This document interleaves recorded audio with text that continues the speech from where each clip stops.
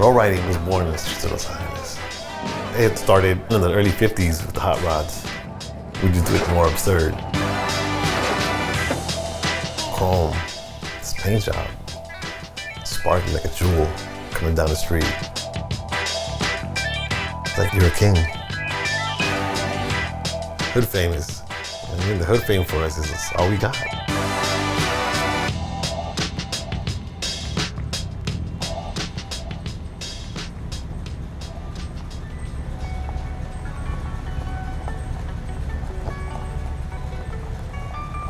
The hood is part of America, as much as people don't want to believe in.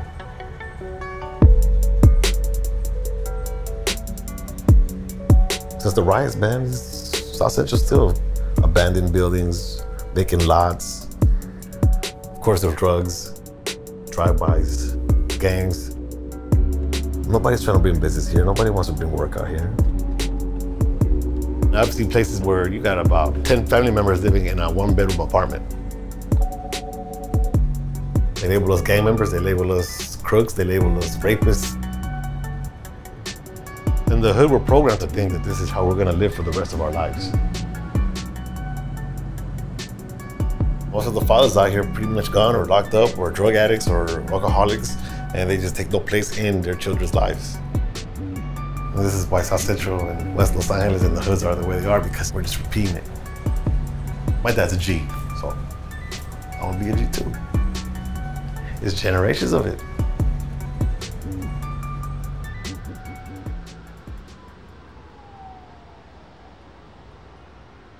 My mom, my dad, my brother, and my older sister are from El Salvador. I was born here. Growing up, my parents worked all the time, so I spent most of my time in the street. The challenges in the hood are staying alive. You know what I mean? People are dying left and right. Everybody had a number in mind when they were going to be killed. My number was 21. For years, I couldn't find a way out. It gets you to a point where you just don't care. I didn't care if I lived, died. And that was my all-time low.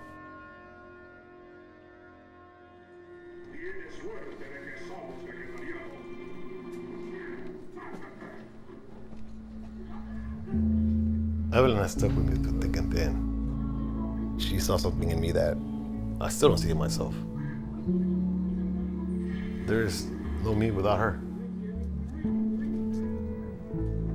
When Evelyn got pregnant, everything just changed.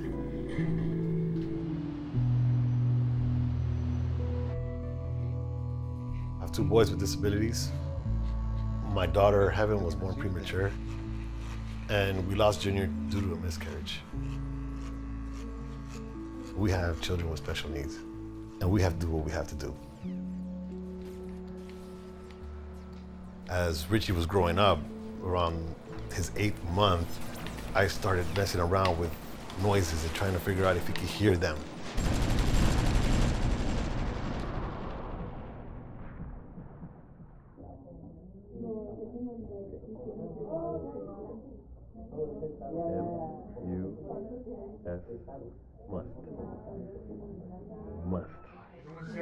Must.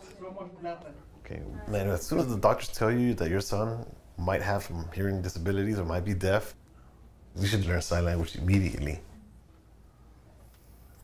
My mistake was not picking up sign language sooner. I was there for him 100%, but he grew up on me so fast, man, that by the time he tried to catch up with sign language, he was... So when he's talking to me, I'm telling him to slow down. He goes, no, you speed up. Now I'm learning from him.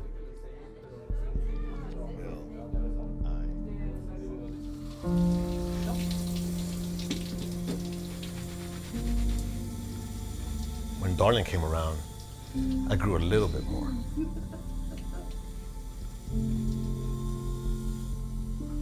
Darling had the umbilical cord wrapped around his throat twice at a point where he wasn't gonna make it. That's why Darling's in a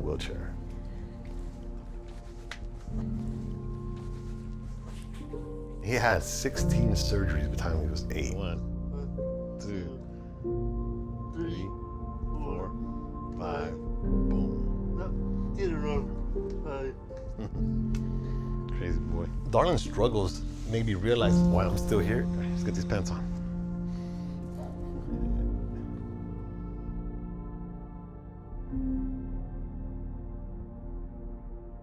When Heaven was born, she's the one that rocked my world.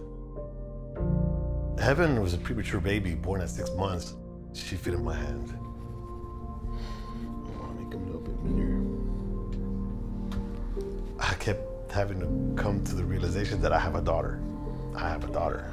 I have a daughter. I remember saying this to myself like 50 times, man. Every day I have a daughter. I think the reason that I'm alive today is because of my children. I cared now. I care. You ready? This is it. Ain't no turning back now. I am 100% dedicated to my family. I had to reinvent myself, which I'm glad I did. You go back. You ready? You got this? Okay.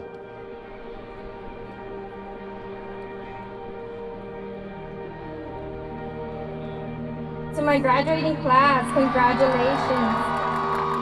As a community of color, we were not meant to succeed. Society told us we would drop out. Yet we broke that mold. You are your own person and you determine your own path. Nadia Ramirez!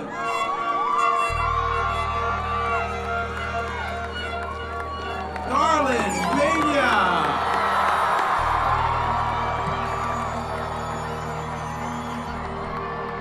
Now, by the power vested in me by the state of California and the Los Angeles Unified School District, I now declare you the graduates of the year 2019!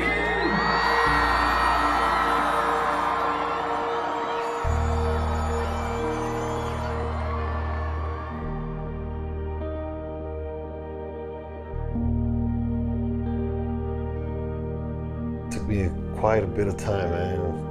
That's more than half of my lifetime to realize I could change.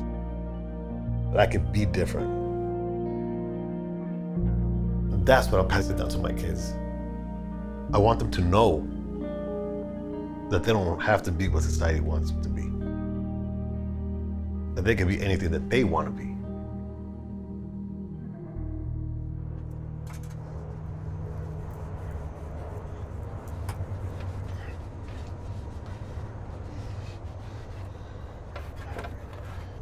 Seeing a car that's abandoned and left for dead, I can bring that car back to life.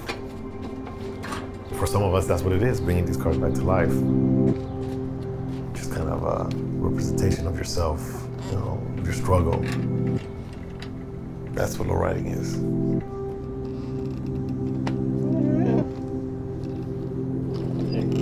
How would you remake yourself?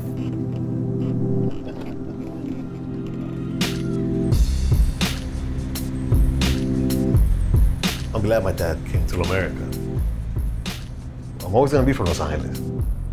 It's gonna go with me everywhere I go. Just because I'm from the hood, it doesn't mean that I'm that person for the rest of my life. But that doesn't make me who I am. I'm just a father. That's what I am now.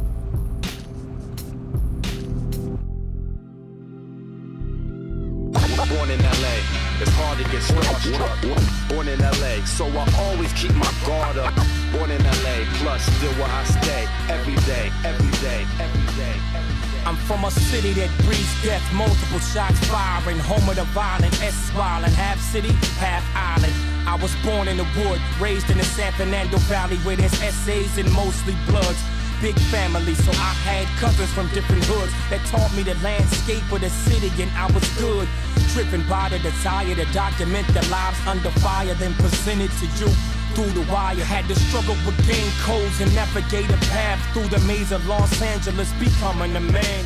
Hopes become smoke in the lung, beer in the can.